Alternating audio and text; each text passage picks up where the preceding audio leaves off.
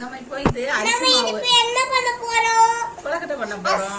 கொழுக்கட்டை பண்ண போறோம். அதுக்கு அரிசி மாவு, அதுக்கு தேவையான அளவு உப்பு, இது வந்து தேங்காய் பூ, பொட்டுக்கடலை, சக்கரை, ஏலக்காய் போட்டு விரவி வச்சிருக்கோம். இப்போ நல்லா கொதிக்க கொதிக்க வெந்நிய ஊத்துறோம். ஆமா கிளவி என்ன கொழுக்கட்டை? இனிப்பு கொழுக்கட்டை.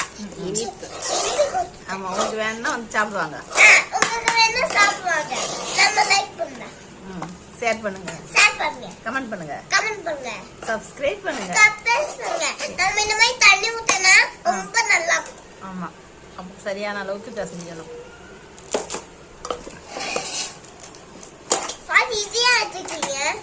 அது அதுல போடணும்.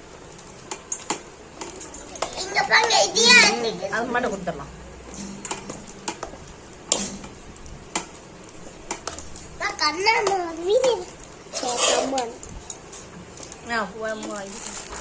இதுல வச்சு தட்டிக்கணும்.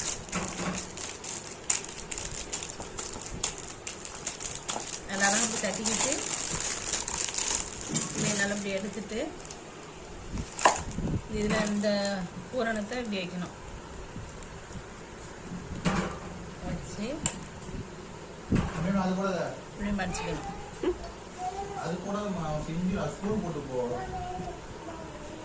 நல்லா மடிச்சு ஒட்டிட்டுணும். இதை வச்சு அவிச்சு எடுத்தா கொழுக்கட்டை தயார். மொத்தம்